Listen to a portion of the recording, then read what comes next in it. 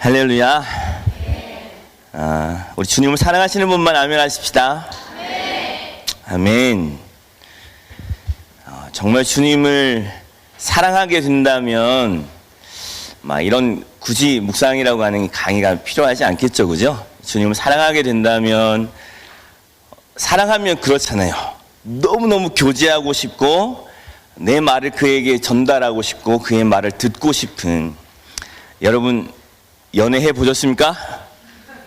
네. 안 해보신 분도 계시는 것 같지만, 네. 저는 그랬던 것 같아요.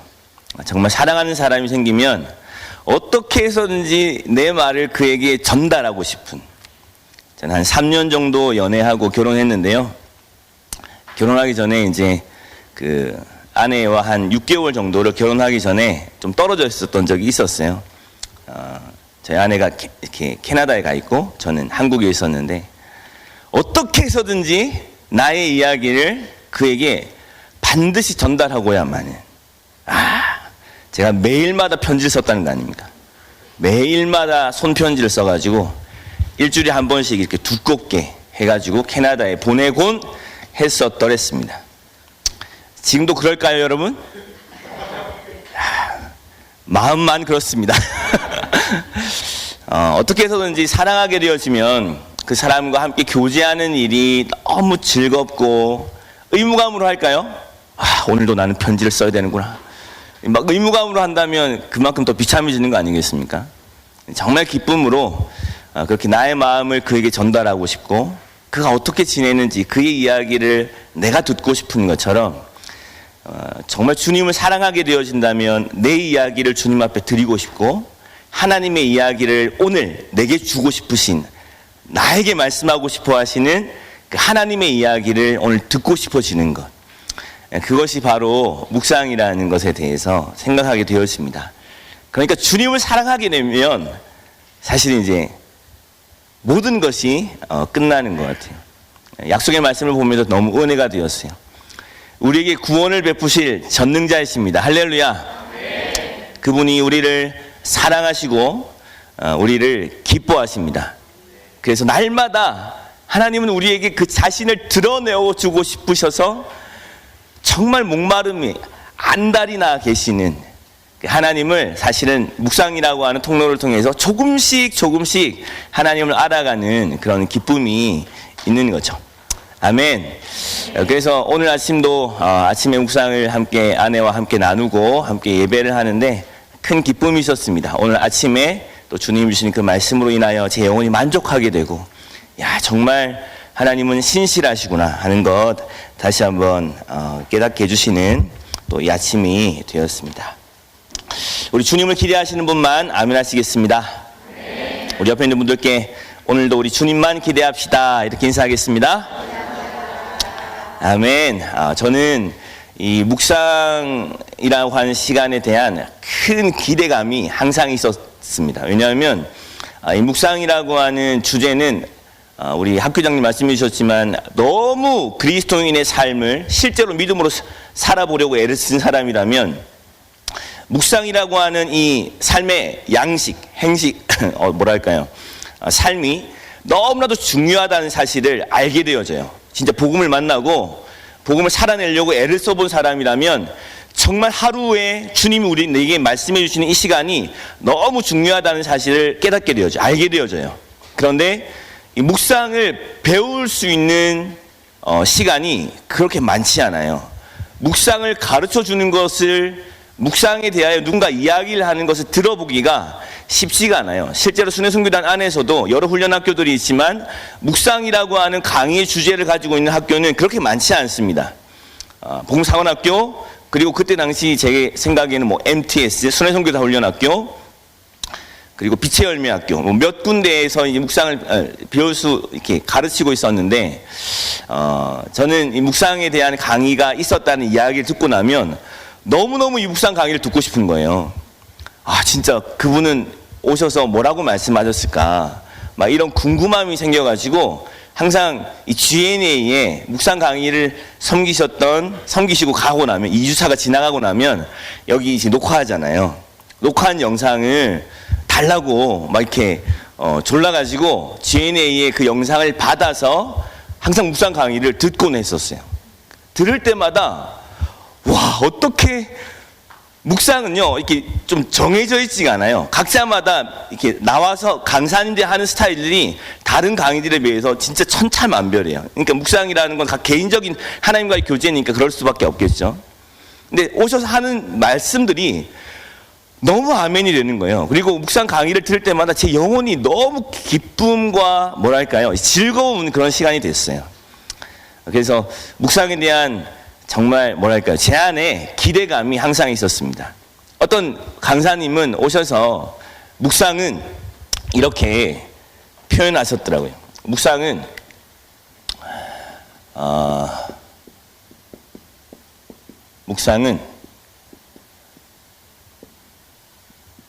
아우리치다. 너무 멋있는 말이죠, 그죠? 묵상은 아우리치다. 그러니까 아우리치 떠나잖아요. 여러분은 이제 곧이라고 이야기하기 너무 먼 일인가요? 이제 막 시작했는데, 그죠? 아우리치를 여기 안흥을 떠나서 목적지에 도달하게 되어지는 것처럼 묵상은 나로부터 떠나서 하나님께 도달하게 되어지는 일이라는 거예요. 와, 야, 이런 얘기를 들을 때 제가, 야, 이런 깨달음은 어디서부터 나오는 걸까? 진짜 성령이 하시는 일이구나, 이런 생각을 하게 됐어요. 그렇잖아요. 아침에 일어나면, 여러분 요즘도 그러시죠? 요즘 눈을 뜨면 어떤 생각이 드세요? 저도 짧은 시간 이 봉사관학교 선교했었는데 굉장히 일정이 빡빡하잖아요.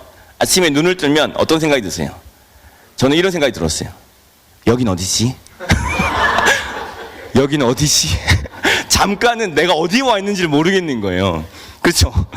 지금 굉장히 공감하고 계시는데, 특히 저 별관에 별관에서 눈을 뜨면 여긴 어디지? 이런 생각이 잠깐 정체성의 혼돈을 경험하는 시간을 아주 잠깐 경험하지만 타임키퍼의 목소리와 타임키퍼가 선포하는 그 말씀이 들리잖아요, 그죠? 아, 여기는 복음사관학교구나 이런 생각이 들면서 이제 체조하러 나오잖아요.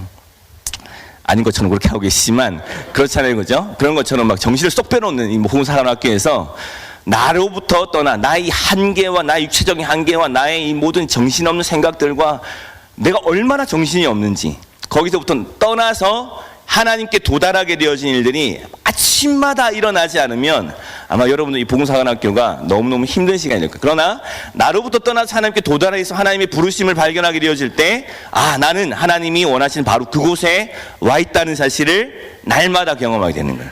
할렐루야. 너무 멋진 표현이라는 생각이 들었습니다. 어떤 강사님은요, 또 여기 딱 올라오자마자, 강단에 딱 올라오자마자 이렇게 이야기하시더라고요. 여러분, 예수 그리스도로 결론 나지 않는 묵상은 여러분 또 다른 우상숭배입니다. 그러니까 묵상이라고 하는 그것을 통해서 말씀을 알아가는 즐거움과 재미는 있는데 예수 그리스도로 결론이 안 나는 거예요. 계속 안 되는 나 혹은 성경의 지식을 탐구하는 일에 만족함을 느끼고 있는 나. 예수 그리스도까지는 가지 않아. 그러니까 예수 그리스도께까지 가지 않는 묵상은 또 다른 우상 숭배일 수 있습니다. 이런 일들이 일어날까요? 많이 일어납니다, 여러분. 제가 앞으로 말씀드리겠지만 많이 일어날 수 있어요. 그러니까 우리의 묵상의 그 끝은 어디까지 이르는 거냐면 예수 그리스도에게까지 이르는 거예요. 할렐루야. 날마다 예수 그리스도께까지, 날마다 자기를 부인하고 십자가를 지고 주님을 따르는 것, 그것이 시작되어지는 일이 바로 아침 묵상이라는 거죠. 저는 그런 얘기를 들을 때마다 야, 이분들은 정말 대단한 분들이구나, 이런 생각과 함께 묵상 강의를 듣는 것이 제게는 큰 기쁨이었던 것. 지금도 마찬가지입니다. 지금도 어디에선가 빛의 열매 학교나, 지금은 코로나 때문에 학교가 열리지 않지만 그런 강의가 있었다고 하면 정말 허락이 된다면 그 강의를 꼭 듣고 싶은 그런 마음이 있어요. 이것이 저는 십자가의 복음을 만난 거듭난 성도들에게 일어나는 자연스러운 반응이라고 생각해요. 십자가의 복음을 만나서 새로운 생명이 시작이 되잖아요. 그러면 우리 안에 초자연적인 성령의 역사가 나타나는데 그것이 무엇이냐면 하나님의 말씀을 알고 싶은 거예요. 하나님의 말씀인 이 성경을 통하여서 실제 존재하고 계시는 살아계신 하나님과 교제하고자 하는 열망이 일어나기 시작하는 거예요. 어떻게 하는 거지? 어떻게 하는 거지? 어떻게 하나님과 교제하는 거지? 라고 하는 나의 육적 본성에서는 도무지 나올 수 없는 그 일이 시작이 되어지는 것입니다. 그것이 저는 묵상으로부터 시작이 되어진다고 생각해요. 할렐루야. 그래서 이 시간 우리 주님을 기대하십시다. 성령께서 우리 가운데 운행하고 계시고 지혜와 계시의 영이신 바로 그분께서 하나님을 알게 하시며 우리 마음의 눈을 밝히사 우리의 부르심의 소망이 무엇이며 그 성도 안에 그 기업의 영광이 풍성함이 어떠한 것이며 그의 힘의 위력으로 역사하심을 따라 믿는 우리에게 베푸신 그 능력의 지극히 크심이 어떠한 것인지 우리에게 밝히 알게 하시기를 구하노라. 이렇게 바울이 기도하였던 것처럼 우리 심령을 밝혀주셔서 이 묵상이라고 하는 아주 작은 삶의 행위 안에 담아놓으신 하나님의 그 영광스러운 부르심이 어떠한 것인지 우리에게 말씀해 주시는 그런 시간이 되기를 소망하고 축복합니다. 아멘. 그래서 저는 이 묵상을 다시 한번 또 생각하고 주님 어떤 말씀을 함께 나눌까요? 기도하는 중에 이런 그림이 생각이 났어요. 이 묵상이라고 하는 아주 우리 삶에는 작은 행동의 양식 속에 사실 담겨 있는 이 엄청난 근원이 있다는 생각을 하게 됐어요. 묵상은 사실은 아침에 잠깐 하는 어떤 행동 양식이라고 이야기할 수 있잖아요. 근데 이 묵상은 이 빙산의 일각일 뿐인 거죠. 이 묵상을 가능하게 해주는, 그리고 사실 이렇게 묵상 강의를 들으면서 우리 안에 그런 기대가 있잖아요. 와, 정말 묵상을 잘하고 싶다, 이런 마음이 있잖아요. 우리 순회 선교사들, 여러분들 순회 선교사들이 어떻게 보이는지 모르겠지만 저는 순회 선교단 밖에 있을 때 순회 선교사들의 묵상이요, 저는 너무 놀랍다는 생각을 했어요. 저도 사대집 모태신앙으로 태어나가지고 교회를 떠날래야 떠날 수 없는 슬픈 천명을 띠고 이 땅 가운데 태어났는데 성경을 모른다고 이야기할 수는 없겠습니다만은 순회 선교사들의 묵상이 제게는요 굉장히 큰 도전이 됐거든요. 어떻게 저렇게 묵상할 수 있지? 이런 생각을 여러분들 하고 있을지 모르겠지만 저는 했었더랬어요.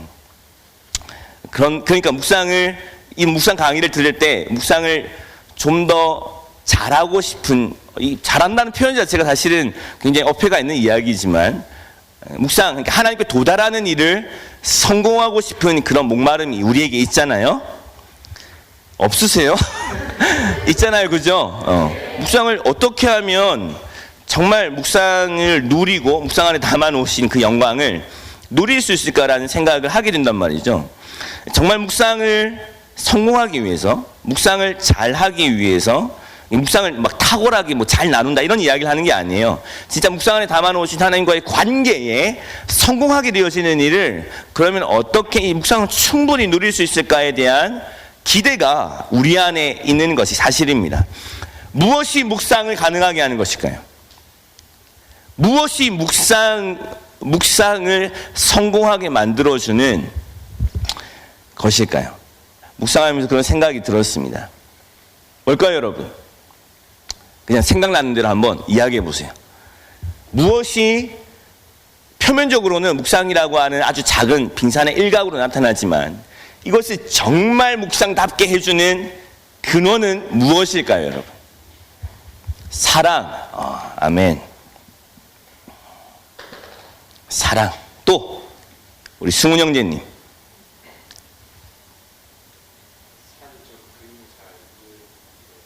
사전적 의미가 잘 이해가 안 된다. 무슨 뜻인지. 그렇군요. 제 설명이 좀 부족했군요.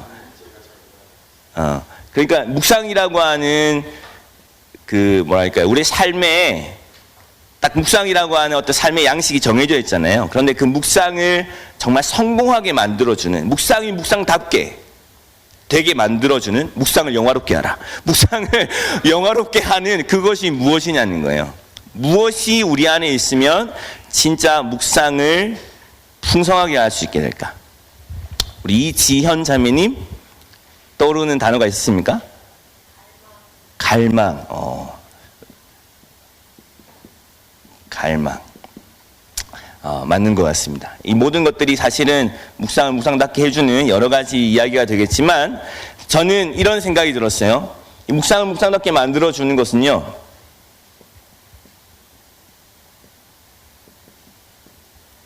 생명, 곧 존재입니다. 존재. 묵상을 묵상답게 만들어주는 것은 생명, 곧 존재입니다. 이것이 무슨 말인지 시편 1편을 한번 찾아보도록 하겠습니다. 시편 1편.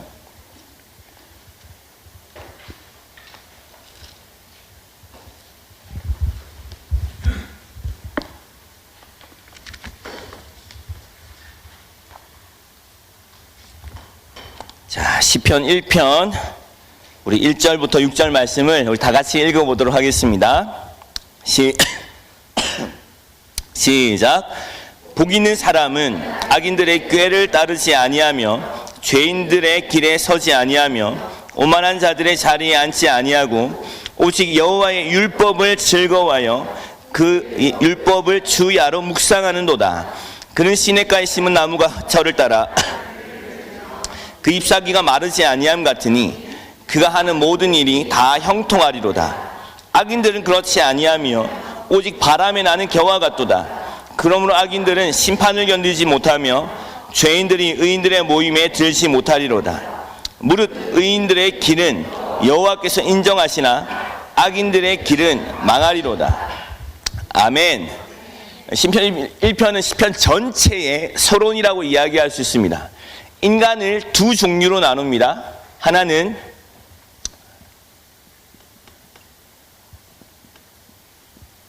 복 있는 사람과 악인, 죄인, 오만한 자,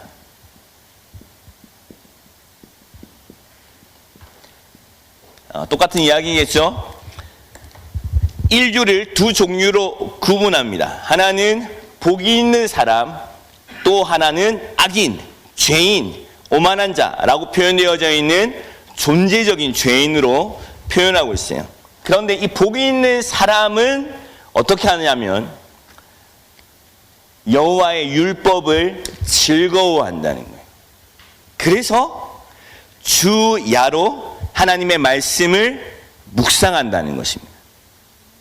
그러나 악인들은 그렇지 않다고 이야기합니다.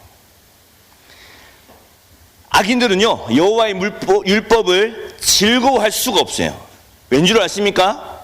하나님의 말씀을 알아가면 알아갈수록 하나님의 말씀인 율법은 여기 표현되어 있는 대로 5절, 그러므로 악인들은 심판을 견디지 못하기 때문에 하나님의 말씀을 들으면 들을수록 그 말씀이 나를 심판하실 거라고 하는 사실이 더욱더 분명해지기 때문에 여호와의 율법을 즐거워하는 일이 불가능하다는 거예요. 그러나 의인들은 그렇지 않아요. 의인들은 여호와의 율법을 즐거워합니다.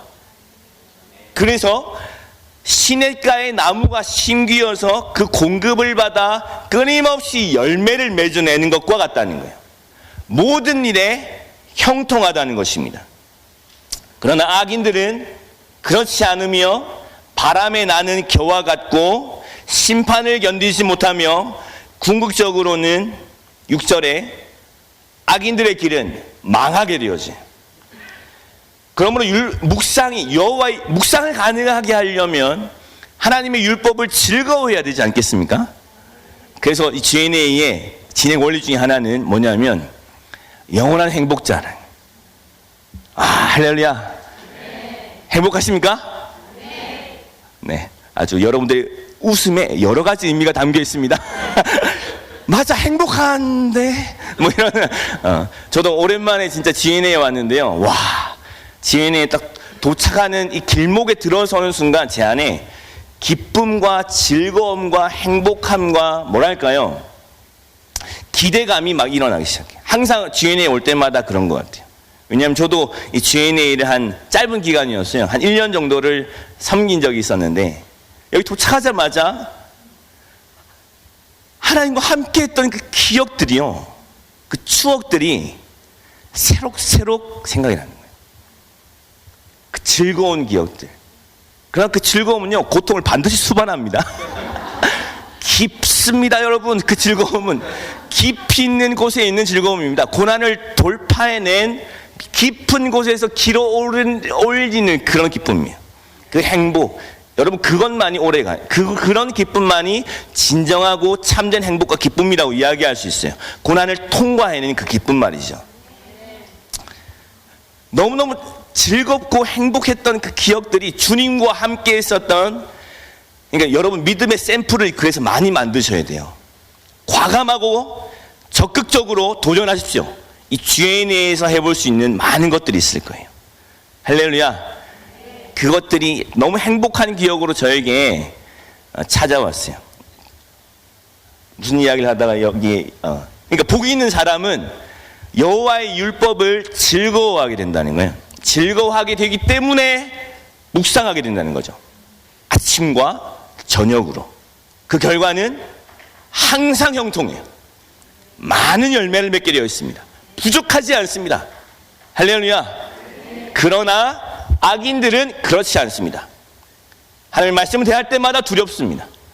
왜냐하면 그것이 나를 심판할 거라고 생각하기 때문에. 그리고 결국 필경은 망하게 되었습니다. 무엇이 묵상을 가능하게 해주는가? 그것은 바로 생명입니다. 그러므로 이 시간 질문해야 하는 이야기는 무엇이냐면,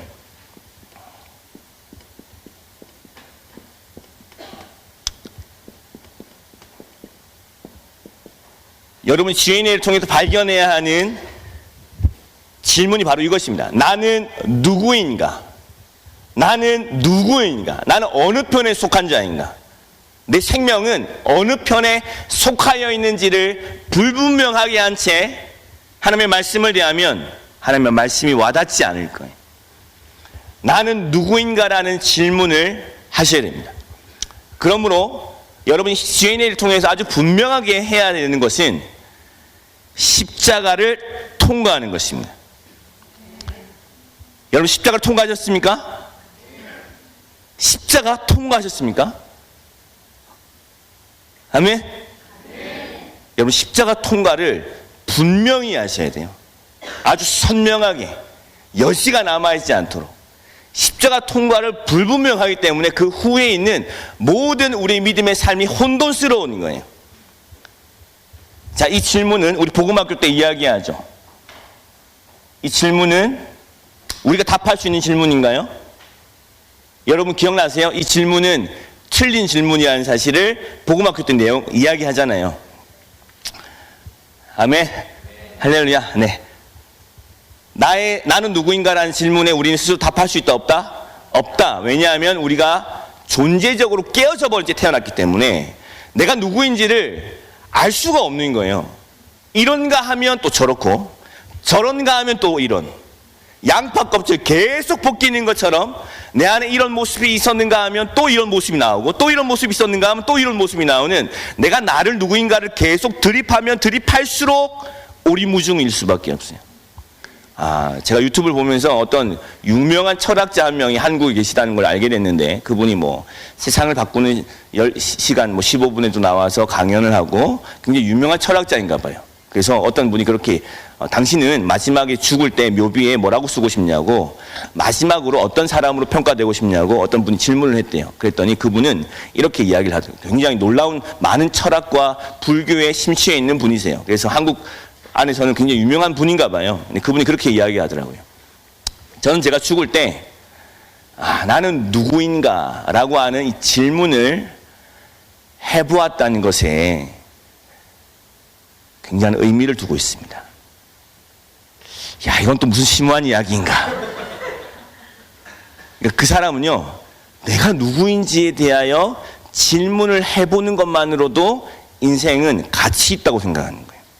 이걸 또 사람들은요, 아멘? 이걸 또 사람들은요, 굉장히 높이 평가해요. 답이 있어요, 없어요? 답 없어요, 여러분. 나는 누구인가를 끊임없이 질문해 보십시오.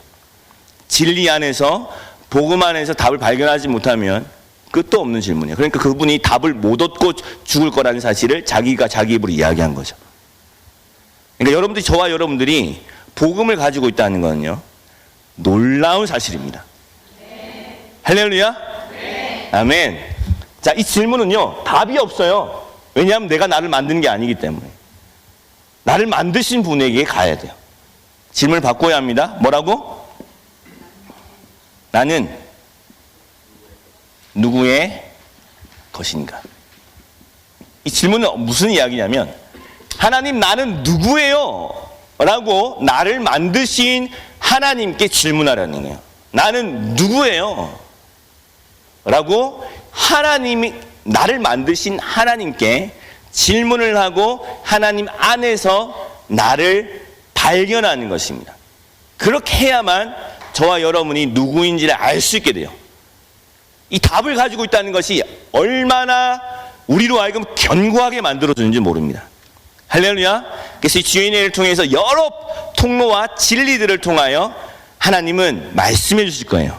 저와 여러분들이 누구인지. 그래서 이 시간 묵상이라고 하는 아주 빙산의 일각에 들어가기에 앞서서 우리는 우리가 누구인지를 짧게 좀 살펴보는 시간을 먼저 가지려고 합니다.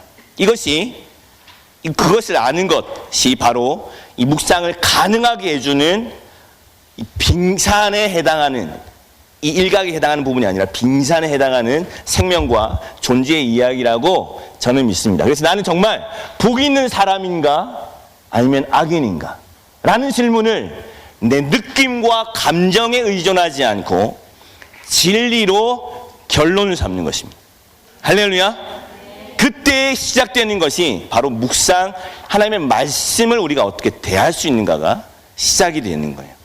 자, 그래서 먼저 함께 살펴볼 이야기는 바로 우리 사도행전 5장 20절 한번 가볼까요? 사도행전 5장 20절. 사도행전 5장 20절입니다.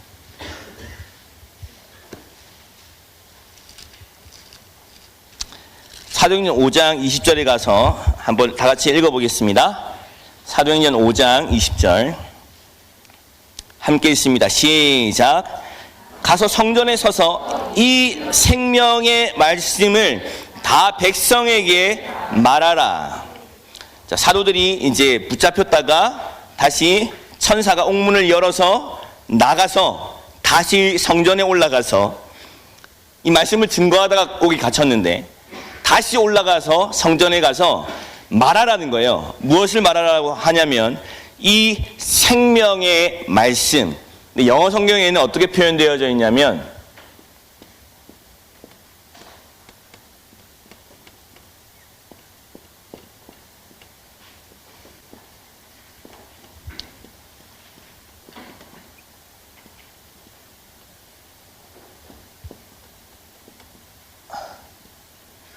이렇게 표현되어 있어요. 자, 이 말을 직역하면 어떻게 됩니까? 이 새 생명에 대한 모든 메시지, 이 새 생명, 저와 여러분들에게 주어진 십자가의 복음으로 말미암아 예수로 인하여 주어진 이 새 생명의 모든 메시지를 증거하라는 거예요. 그래서 이 시간에는 먼저 저와 여러분들에게 주어진 이 생명이 무엇인지, 나는 과연 복 있는 사람인가? 이걸 복음적인 표현으로 이야기하자면 어떻게 표현할 수 있냐면 나는 복음 있는 사람인가? 라고 이야기하시죠. 나는 복 있는 사람인가? 그래서 여호와 율법을 즐거워할 수 있는 사람인가? 나는 묵상을 할 수 있는 사람인가를 이 새 생명의 모든 메시지 안에서 우리는 한번 찾아보도록 하겠습니다. 할렐루야, 기대가 되십니까? 저는 이 이야기를 할 때마다 너무너무 제 안에 흥분되어지는 마음이 있습니다. 그래서 이 진리 함께 나눌 때 성령께서 정말 우리 존재를 다시 한번 발견하게 해주시고 복음 안에 우리가 얼마나 놀라운 존재인지를 알게 되어질 때에 묵상은 그때 시작이 되는 거예요. 할렐루야. 자, 우리 창세기 1장 26절.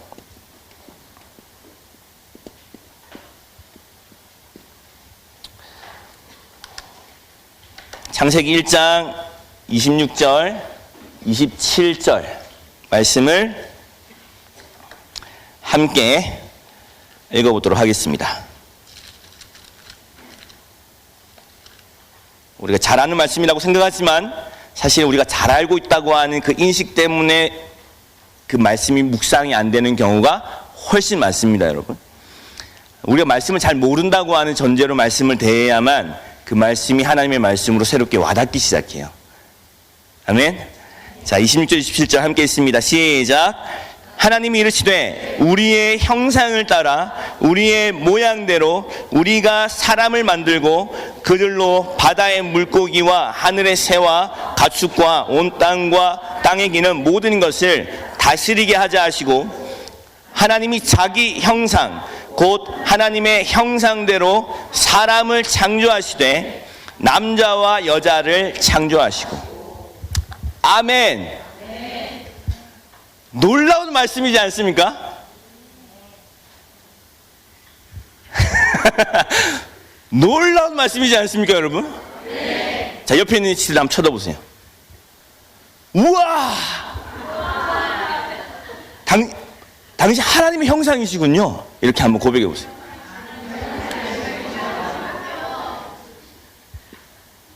혹시 보드마크 하나 주실 수 있으세요? 자, 하나님의 형상. 정말 우리가 말씀을 액면 그대로 우리에게 충격으로 와닿는다면 우리는 아쉽지만 2주차 강의에서 모두 심장이 파열돼서 공동 장례식을 함께하고 GNA는 여기서 마무리하는 것으로 끝나야만 사실은 정상적인 말씀이에요. 아멘. 아쉽지만 묵상 강의는 여기까지 하는 걸로. 하나님의 형상으로 우리가 지으심을 받았다고 하는 이 사실로 인해서 우리의 심장이 터져버려야 되는 거야. 아, 그렇군요. 검정색 혹시 있으시면, 네. 잘 안 나와서 그래요. 무슨 말인지 아시겠죠? 하나님의 형상으로 하나님이 우리를 지으셨다고 하는 것이 얼마나 충격적인 사실이에요.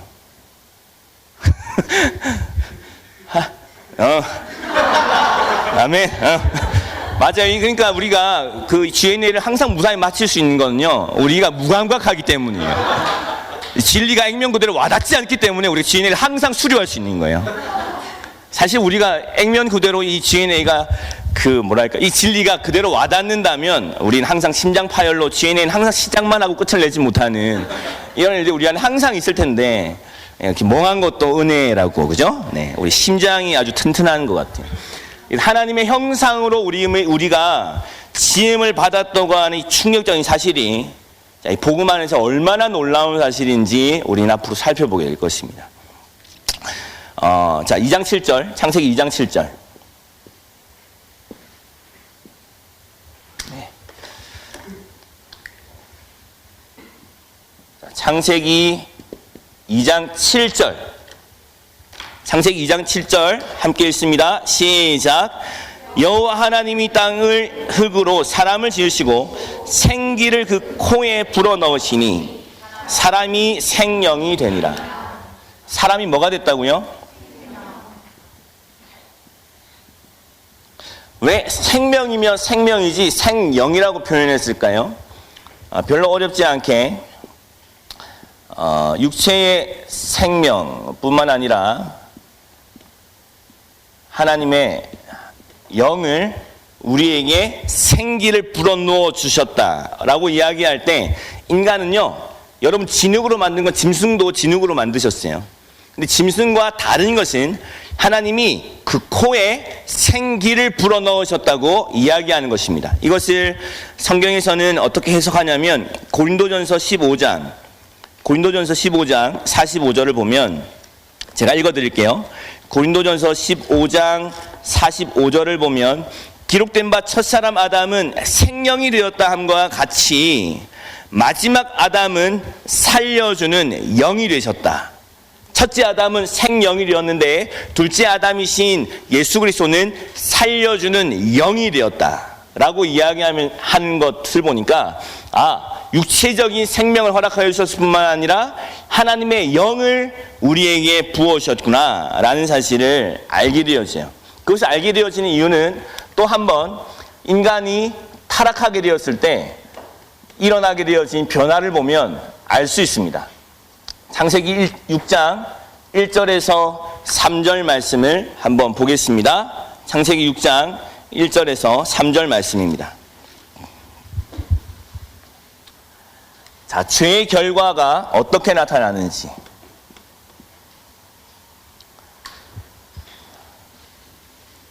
자, 함께 읽어보겠습니다. 시작. 사람이 땅 위에 번성하기 시작할 때에 그들에게서 딸들이 나니 아름다움을 보고 자기들이 좋아하는 모든 여자를 아내로 삼는지라. 여호와께서 이르시되 나의 영이 영원히 사람과 함께하지 아니하리니 이는 그들이 육신이 됨이라. 그러나 그들의 날은 120년이 되리라 하시니라. 아멘. 하나님의 아들들이 있었습니다. 하나님의 자녀들, 말하자면 셈의 족속으로 하나님과 함께 동행해 왔던, 하나님의 약속을 가지고 하나님의 말씀을 가지고 하나님과 함께 걸어왔던 하나님의 아들들이 있었어요. 그런데 그 하나님의 아들들이 사람의 딸들의 아름다움을 보고 시집가고 장가가는 일이 일어납니다. 그때 일어난 일이 하나님의 영이 떠나는 것입니다. 하나님의 영이 인간을 떠나고 인간은 육체가 되었습니다. 이 육체, 땅의 지체, 이런 것들을 복음 안에서 우리는 뭐라고 이야기합니까? 병든 자아가 되었다는 거예요. 하나님의 형상으로 지음을 받아서 하나님과 완전한 사랑과 기쁨의 교제로 지으심을 받은 인간이 죄를 지음으로 말미암아 하나님의 영이 떠나버린 거예요. 그래서 사실은 창세기 2장 17절에 주님 말씀하신 것처럼 선악과를 따먹으면 너는 반드시 죽으리라 하나님 말씀하셨습니다. 그쵸? 자, 선악과를 따먹었어요. 아담과 하와가 함께 선악과를 먹었습니다. 아담과 하와는 죽었습니까? 죽었습니까? 죽었습니까? 야, 우리 승훈 형제는 절대 이것도 아니고 이것도 아니야. 그냥 중심을 딱 지키고 있어. 아, 저 질문은 뭔가 함정이 있는 것 같다는 느낌이 드신 거죠? 네. 모태신앙은요 달라요. 저력이 있습니다. 그 묻는 사람의 의도까지 봐가는 거죠. 그치? 아, 모태신앙이 아니구나. 놀랍군요. 모태신앙이 아닌데도 이걸 알 수 있다는 건 더 놀라운 거예요. 자, 이 질문에는 함정이 있죠, 그죠? 죽었습니까? 자, 둘 다 이야기할 수 있어요. 안 죽었다고 하는 표현은 뭐가 안 죽은 거예요? 자, 이 생명이 안 죽은 거예요. 육체적인 생명은 안 죽은 거죠. 여전히 걸어 다녀서 에덴 동산을 걸어서 나갔을 거 아니에요. 호흡하고 있었고 그 후에도 살아 있었어요. 뭐가 살아 있었던 거예요? 이 생명이 살아 있었던 거예요. 그런데 죽었어요? 안 죽었어요? 만약에 이거 살아있다고 표현했다면 하나님이 거짓말하신 것이 되는 거예요. 하나님의 말씀이 이루어진 것이 아닌 게 되는 거예요. 하나님 반드시 죽으리라는 말씀하셨어요. 죽었어요? 안 죽었어요? 죽었어요. 뭐가 죽은 거예요? 하나님의 영이 그를 떠나버리시는 거예요. 그러니까 하나님의 관점에서 아담은 죽은 자가 되는 거예요. 그러므로 육체, 병든 자는 하나님이 바라보시기에는 여전히 그가 코로 기식하고 있고 움직이고 있고 밥을 먹고 움직이고 기동하고 있지만 하나님이 보시는 관점에서 그는 죽은 자인 것입니다. 그러므로 여호와 율법을 즐거워할 수 없고 여호와 율법을 묵상할 수 있는 자격이 없는 거예요. 악인이기 때문에, 병든 자이기 때문에. 무슨 말인지 이해가 되세요? 지금 제가 무슨 이야기를 하려고 하는지 아시겠죠? 그러니까 진짜 하나님이 만드신 이 생명이 박살나 버린 거예요. 깨어져 버린 거예요. 그래서 병든 자아가 되어버린 것이, 그래서 에베소서 2장 1절에서 3절은 이 병든 자의 실체를 무엇으로부터 이야기해 줍니까? 1절에 근원에 대하여, 그리고 2절에 원인에 대하여, 3절에 현상에 대하여 이야기해 주는 거예요. 현상은 어떻게 나타나요? 전에는 우리도 다 그 가운데에서 육체의 욕심을 따라 지내며 육체와 마음에 원하는 것을 하여 다른 이들과 같이 항상 본질상 진노의 자녀였더니 육체와 마음이 원하는 것을 지금도 한번 해보세요. 지금도 언제든지 복음을 만난 지금도 육체의 욕심을 따라서 육체와 마음이 원하는 것을 한번 해보세요. 어떤 일이 일어나는가. 이 세상에 지금 신문지상을 가득 채우고 있는 비참하고 참혹한 죄의 열매들이 지금도 저와 여러분들에게 일어날 수 있을까요? 얼마든지 일어날 수 있어요. 그 원인이 뭐예요? 그때에는 너희가 그 가운데에서 이 세상 풍조를 따라 지내며 공중의 권세 잡은 자를 따랐으니 곧 지금 불순종의 아들들 가운데서 역사하는 영이라. 여러분, 죄인들은요 그냥 죄를 짓는 게 아니에요. 악의 축, 죄, 병든 자, 사단이 완전히 한 세트가 되어서 내가 내 마음대로 할 수가 없는 거예요. 내가 죄를 짓도록 세팅하고 있는, 나를 다스리는 권세가 있는 거죠. 그러니까 골로새서 1장 13절에 뭐라고 말씀하십니까? 너희를 흑암의 권세에서 건져내사 자기의 사랑의 아들들의 나라 대 나라의 싸움이라는 거죠. 권세의 문제라는 것입니다. 그러니까 복음이는요 엄청난 이야기예요. 할렐루야. 그 근원은 무엇입니까? 너희는 허물과 죄로 죽었던 죽음이 왔다는 거예요. 그러니까 죄의 결과는 죽음이 이른 것입니다. 인간이 죽어버리는 거예요. 그 결과가 어떻게 나타나냐면 타락으로 나타나는데, 그 타락에 나타나는 형태는 우리 창세기 6장을 지금 펴고 계시니까 5절을 한번 같이 읽어보겠습니다. 함께 읽습니다. 6장 5절 시작. 여호와께서 사람의 죄악이 세상에 가득함과 그의 마음으로 생각하는 모든 계획이 항상 악할 뿐임을 보시고. 타락의 결과는 무엇입니까? 모든 것이 항상 악한 겁니다.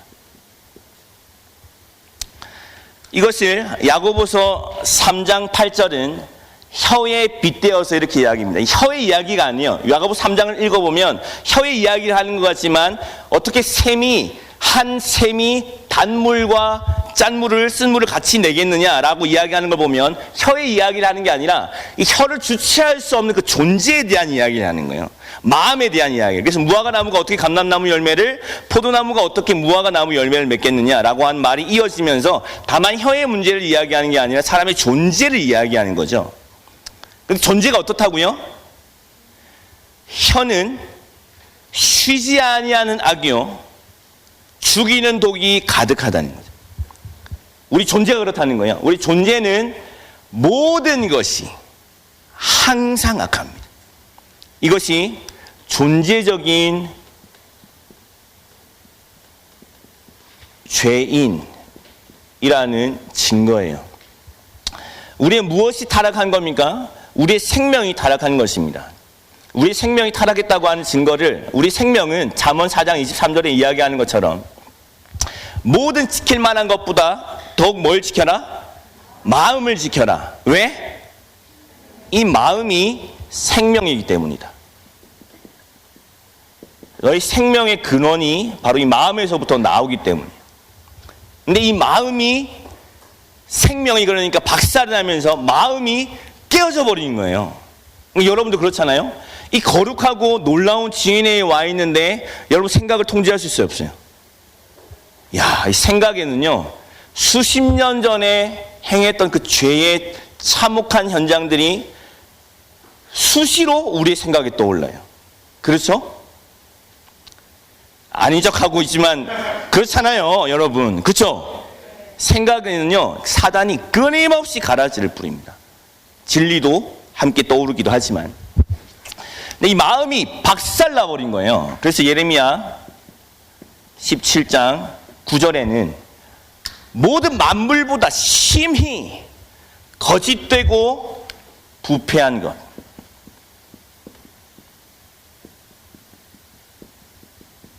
그것이 마음이라고 이야기하고 있어요. 그러니까 여러분들이 우리의 마음을 신뢰해가지고 느낌, 감정, 마음을 신뢰해가지고는 진리를 따라갈 수 있는 가능성은 전혀 없습니다, 여러분.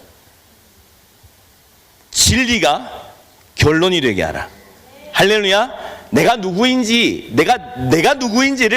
느낌과 감정에 호소해가지고는요, 날마다 새로울걸요? 날마다 눈을 뜰 때마다 새로울 거예요.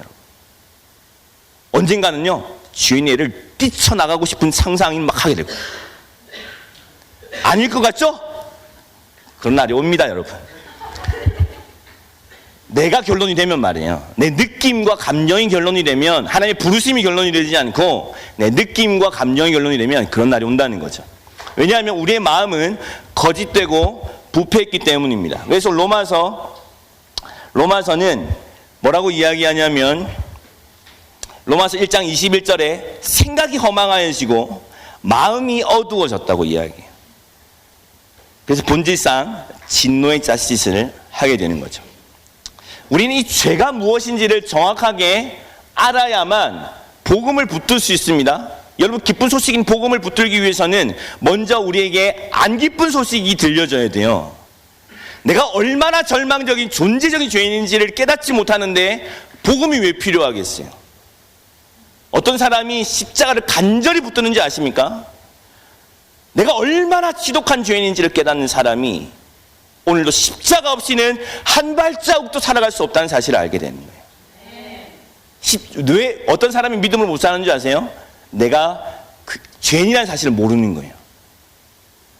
내가 얼마나 지독하게 박살나버린 부패한 거짓된 깨어져 버린 자인지를 모르는 거예요. 그러니까 난 괜찮은 줄 아는 거죠. 십자가 가는 일이 그렇게 어려울 수가 없어. 십자가 가는 일이 어렵나요? 라합에게 붉은 줄 매는 일이 어려웠을까요? 라합에게 붉은 줄을 매는 일이 어려웠을까요? 아니, 어떻게 그걸 매? 얼마짜리인데 그 붉은 줄이. 그 긴 걸 매라고? 어떻게? 며칠 동안 얼마나? 라합이 이렇게 이야기했을까요, 여러분? 안 매면 죽는 거예요. 안 매면 죽는단 말이에요. 십자가 가는 게 어렵다고? 십자가로 가는 게 어렵다고? 자기를 부인하는 게 어렵다고? 자기가 어떤 처지에 처했는지를 모르는 거예요. 어떻게 하나님의 심판, 하나님 나라에 있어서 적이 되어 있는지를 모르는 거예요. 죄인인 나에게 찾아올 하나님의 그 두려운 심판이 어떤 것인지를 모르는 거예요. 그러니까 버티고 있는 거죠. 지옥 뚜껑을 밟고 있으면서 나에게 임할 그 심판이 무엇인지 지옥을 모르니까. 그러니까 만약 그걸 깨닫게 된다면 내가 진짜 지옥 뚜껑을 밟고 서 있구나. 난 끝장났구나. 난 이제 망하겠는구나. 내가 하나님의 적의 편에 서 있구나. 라합을 찾아온 그 복음의 그 정탐꾼과 함께한 약속, 붉은 줄, 생명처럼 붙드는 거예요. 기생 라합이 계속 기생짓을 할 수 있었을까요, 여러분? 영업 계속할 수 있었을까요? 아니, 한 달 정도 길갈에서 할례도 행해야 되고 좀 이따 올 거 아니에요? 영업할 수 있었을까요, 기생이? 라합이? 라합은 뭐 했을까요, 여러분? 그 장망성에서 말이에요. 장차 망할 그 여리고성에서 뭐 했을까, 라합은? 이 붉은 줄의 언약을 붙들고 자기가 사랑하는 사람들 만났겠죠. 알고 있어? 우리는 망하게 될 거야. 우리는 심판받게 될 거라고. 그런데 살 길이 있어. 우리 집으로 들어와. 이 붉은 줄의 언약이 있는 우리 집으로 들어와. 살기는 내가 보장할게. 그 남아있는 모든 삶을 사람들을 자신의 집으로 초대하는 일을 노아와 같이 했을 거예요. 아멘이십니까? 자, 이 세상은 반드시 망하게 될 겁니다, 여러분. 이 큰 성 바벨론은 멸망하게 될 것입니다. 이것이 실제로 와닿은 사람은요, 선교사가 되는 거예요. 살려야 되니까. 이렇게 결론부터 가는지 모르겠는데 과정이 없이 결론부터 지금 주여. 이게 결론이에요, 여러분. 아멘? 선교사 안 되고 싶은데 복음사관학교 오신 분 계세요? 그런 사람은요, 나는 군사는 하고 싶은데 전쟁하고 싶지 않아요. 이런 사람하고 똑같은 거예요. 나는 군사는 하고 싶어. 명찰은 달아주세요. 나 여호와의 군사로 명찰 달아주세요. 나 전쟁을 안 하고 싶어요.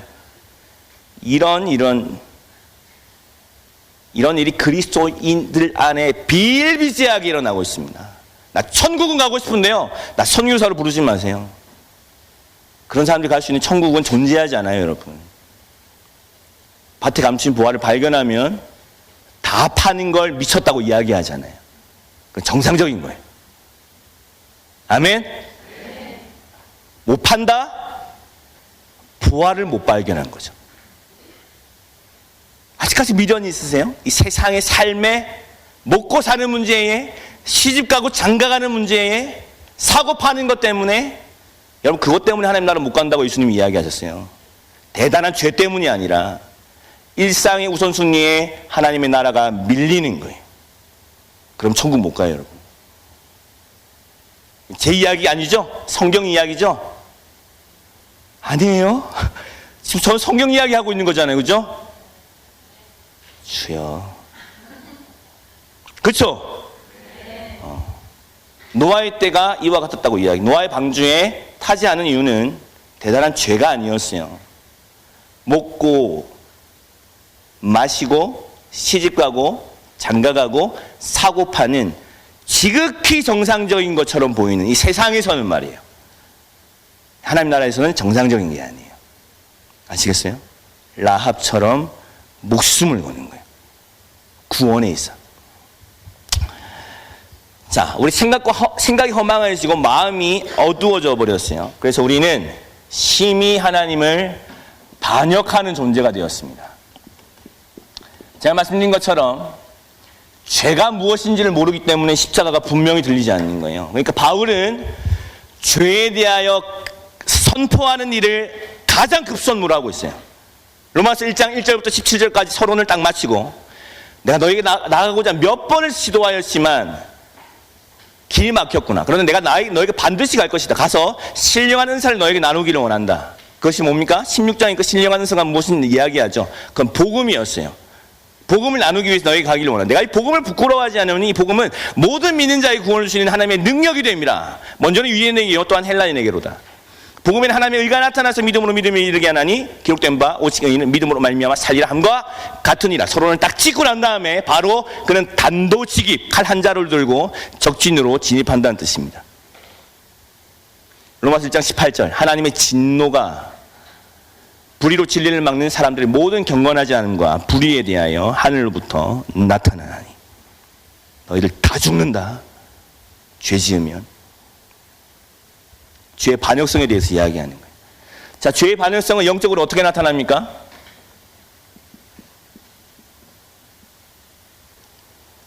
죄의 반역성은 영적으로 어떻게 나타납니까? 할렐루야. 지금 제가 로마서 1장 18절 이하에 있는 이야기를 하고 있죠. 창세로부터 그에 보이지 아니하는 것들, 그 영원하신 능력과 신성이 그가 만드신 만물에 분명히 보여 알려졌나니 그의 입술로 누구도 핑계할 수 없느니라. 그러나 그들이 하나님을 안다고 스스로 이야기하고 스스로 지혜 있다고 스스로 생각하지만 썩어지지 아니하는 하나님의 영광을 썩어질 사람과 새와 짐승과 기어다니는 동물 모양의 뭐로 바꿨다고요? 우상으로 바꾸느니라.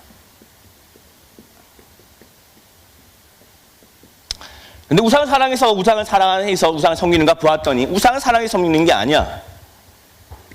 골로새 3장 5절 땅에 있는 지체를 죽이라.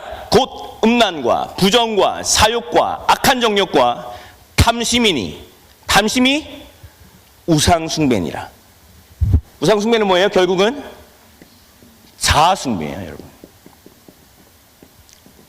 자, 정말 성령께서 이 진리를 저와 여러분들에게 실제가 되게 해주신다면 여기는 악소리가 나는 거예요. 여러분들을 위해서 지금까지 살아왔잖아요. 뭐 한 거예요? 우상 숭배한 거예요. 뭐 한 거예요? 사탄 숭배한 거예요.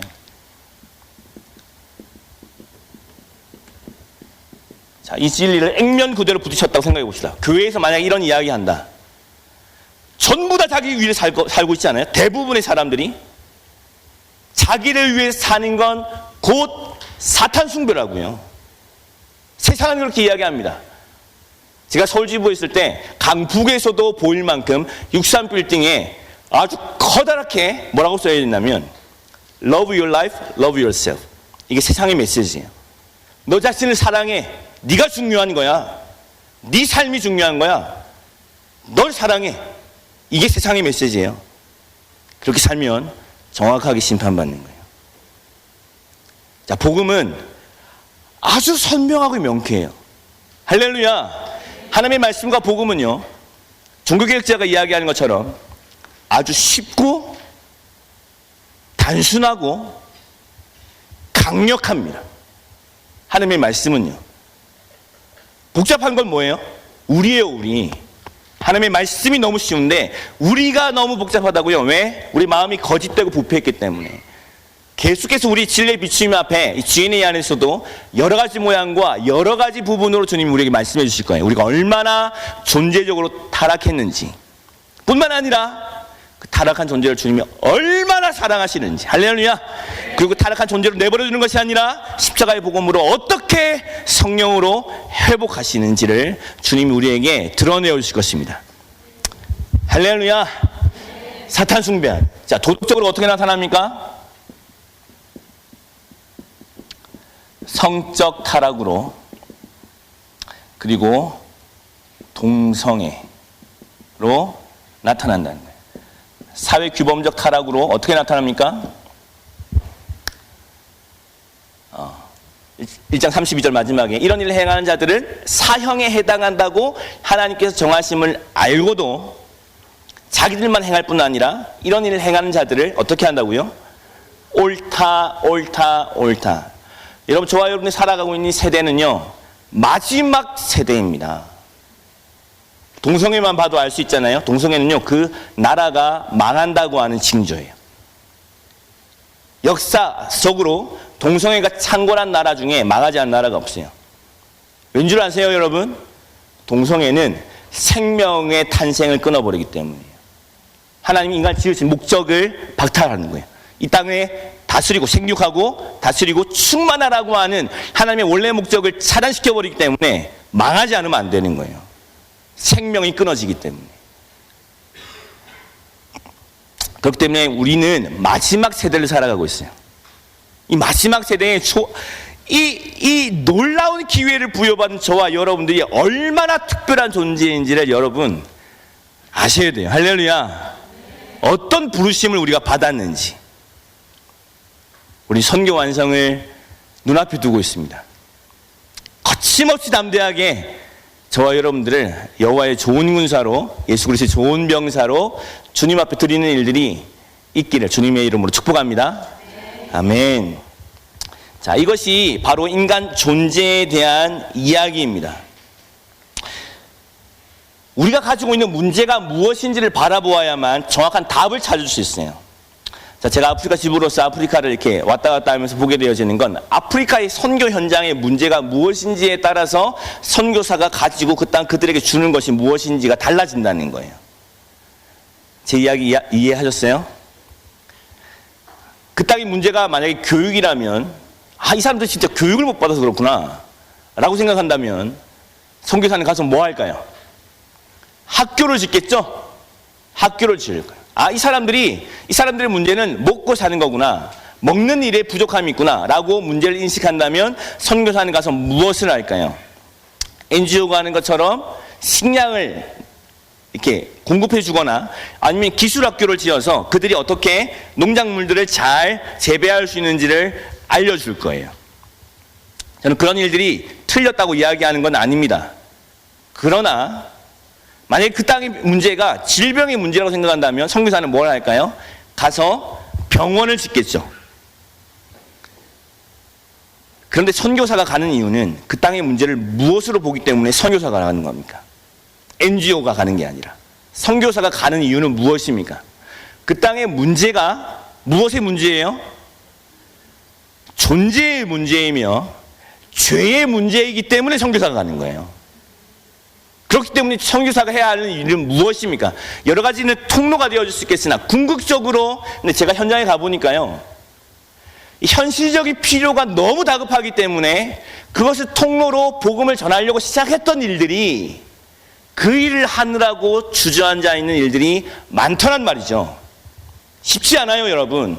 처음부터 마음을 결정하고 그들의 문제가 죄의 문제라는 사실을 알고 복음으로 정면 돌파하지 않으면 그들의 현실적인 다급한 문제가 얼마나 피부에 와닿는지 그 일을 하느라고 복음을 제대로 그들에게 양육해 그들의 제자로 삼아 선교사로 파송하는 일에는 더디할 수 있더란 말이에요. 물론 그렇게 하시는 선교사님들이 많이 있지만 문제가 뭐냐는 거죠. 저와 여러분들의 우리의 인간의 문제가 무엇인지에 따라서 답은 완전히 달라집니다, 여러분.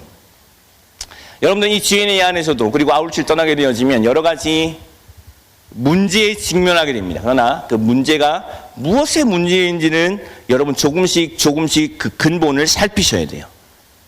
지금 이제 방을 쓰기 시작하셔가지고 룸메이트가 마음에 드시죠, 지금은. 아멘. 계속 또 주님의 마음으로 사랑하게 되실 테지만, 그러나 관계 싸움이라는 것이 이상하게 반드시 생겨요. 아울치를 가면. 자, 관계 싸움은 왜 하는 겁니까? 성격 차이입니까? 그냥 성격 차이로 보면요, 성격을 맞추면 돼요. 그런데 성격 차이 아니에요, 여러분. 관계 싸움의 근본에는요, 자기 사랑이 있어요. 아멘? 자기 사랑이 있고 그 근본에는 존재적인 죄인인 내가 있다고요. 이 문제를, 관계 싸움이라고 하는 문제를 존재적인 죄의 문제로 끌고 내려오지 않으면 십자가가 필요하잖아요. 어떻게 해서든지 잘 지내보려고 하는 거지, 그냥. 그러나 이 관계의 문제를 존재의 문제로 끌고 내려오면 자기 부인이 일어납니다. 할렐루야. 종이 되어 그를 섬길 수 있어요. 여러분, 지금 이혼율이 엄청나죠? 지금 작년 한 해에 18,000쌍이 30년 이상 산 부부에 의해서만 18,000쌍이 이혼했어요. 하루에 50쌍. 오늘도 30년 이상 산 사람들만 오늘도 50쌍이 이혼할 겁니다. 계속 이혼하죠? 지금 이 사회가 그걸 부추기고 있기 때문에. 자, 이혼 왜 하는 거예요? 이혼의 첫 번째 이유는 성격 차이예요. 성격 차이 때문에 이혼하는 겁니까? 아니에요, 여러분. 그 근본에 뭐가 있어요? 자기 사랑이 있고 죄가 있어요, 여러분. 그래서 이혼하는 거예요. 놀랍게도요, 복음학교에서는 가정회복 치유 세미나 이런 거 안 하거든요. 근데 복음학교 하고 오잖아요, 가정이 회복돼요. 뭘 의미 주는 거예요? 가정의 문제는 죄의 문제인 거예요. 그러니까 복음 앞에 서니까 남편과 아내가 다시 연합이 되는 거예요. 놀랍지 않으세요? 여러분들은 안 놀라는 모양인데, 여러분 가정의 문제는요, 심각합니다, 여러분. 심각해요, 여러분. 나의 복음 들어보세요. 모든 죄가 가정에서부터 시작되는 거예요. 부부 안에서. 인간의 문제를, 이 죄의 문제를 가볍게 생각하면 안 돼요. 모두 표면적으로 드러나는 문제의 근본에는 인간이 존재적인 죄인이기 때문에 일어나는 거예요. 그렇기 때문에 영속적이고 근본적이고 절대적인 복음이면 충분한 것입니다. 모든 문제가 복음으로부터 회복이 일어나는 거예요. 할렐루야. 그러므로 저와 여러분들이 이 십자가의 복음 앞에 섰고 이 복음을 가졌다고 하는 것은 엄청난 이야기예요. 백문이일답입니다. 모든 인류의 문제를 해결할 수 있는 예수 그리스도가 저와 여러분들에게 주어진 것이죠. 할렐루야. 여러분, 지금 인구 문제가요, 심각합니다. 우리나라는요, 지금 198개국 중에 출산율 몇일까요, 여러분? 조사한 걸 198개국이었는데 198개국 중에 198위예요. 우리는 인구 소멸 국가로 예정되어 있는 국가 중에 1위입니다. 1위. 제가 한번 찾아보니까 2018년 통계에, 지금 훨씬 더하죠. 4년이 지났잖아요, 지금. 2018년 통계에 한국 출산율 2년 연속 198개국 중에 198위. 출산율 0.84%.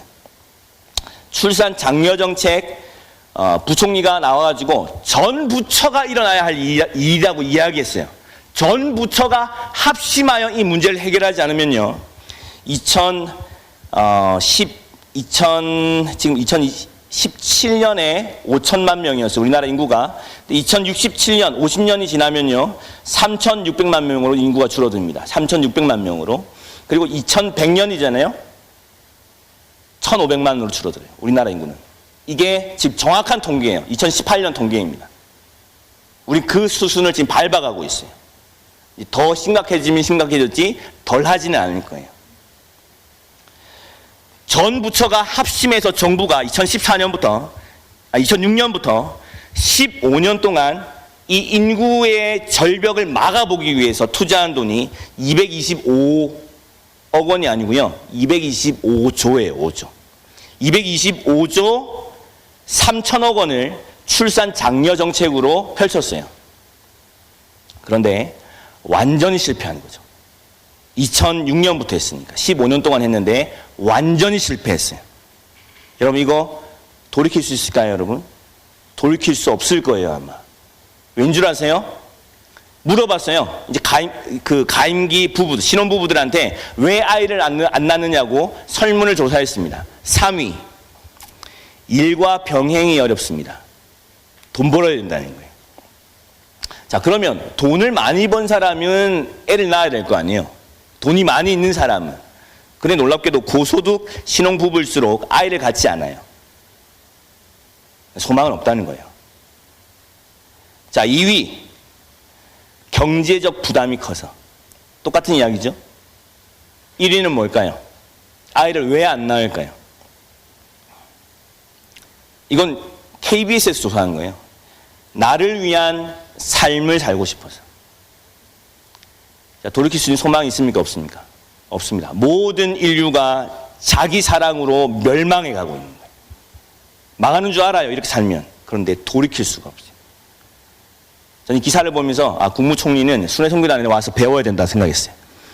순회송교단은 3명 가지고는 명함을 못 내밉니다. 3명은 아주 평범하고 나머지는 약간 죄책감을 느끼고 있어요. 그 이하로는. 그리고 그 이상은 4명 정도 되면 다둥이다, 이렇게 이제 이야기를 할 만큼 국무총리 산하에 있는 모든 부처의 처장들은 순회송교단에 와서 배워야 돼요. 물론 제 이야기를 아무도 안 듣는다는 게 문제죠. 문제가 해결됐어요. 왜? 복음이 있기 때문이에요. 더 이상 나를 위해 살지 않기 때문에 자연적으로 생명을 낳게 되는 거예요. 여러분, 눈에 표면적으로 보이는 모든 인류의 문제는 근본을 묻고 내려가기 시작하면 죄의 문제입니다. 자, 우크라이나 러시아 지금 전쟁하고 있습니다. 무엇의 문제입니까? 정신없는 저 지도자 푸틴 한 사람 때문입니까? 물론 그렇죠. 그가 누구이기 때문입니까? 존재적인 죄인이기 때문에. 여러분, 죄를요 결코 가볍게, 지금 다른 이야기 하는 게 아닙니다. 저와 여러분들의 이야기 하는 거예요. 저와 여러분들이 얼마나 부패하고 존재적으로 소망 없는지를 발견하지 못한다면 십자가는요 오늘도 한 번도 생각하지 않을 수 있어요. 오늘 저와 여러분들이 얼마나 부패하고 심각한 존재인지를 알게 되어질 때 주님 날마다 자기를 부인하고 십자가를 지고 주님을 따르는 길 외에는 없다는 사실을 알게 될 거예요. 아멘. 저는 확실히 이렇게 말씀을 증거하는 순간에 제가 존재적인 죄인이라는 사실을 발견합니다.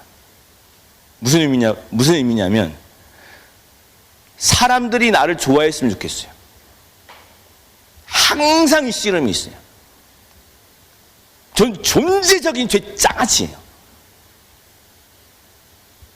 무슨 상관이에요? 하나님의 말씀은 그냥 대언하는 건데 제 안에는요 끊임없이 여러분들이 나를 좋아해 줬으면 좋겠는 이 욕망이, 갈망이 사라지지 않아요. 이제는요 그래 너는 그렇게 가.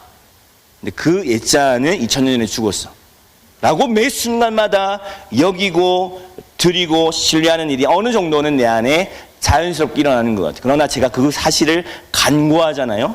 어느새 그 오만한 자리에 제가 앉아 있어요. 우리는 존재적으로 찌들었어요. 죄에. 세포 하나하나까지. 시선, 말, 생각, 행동, 나.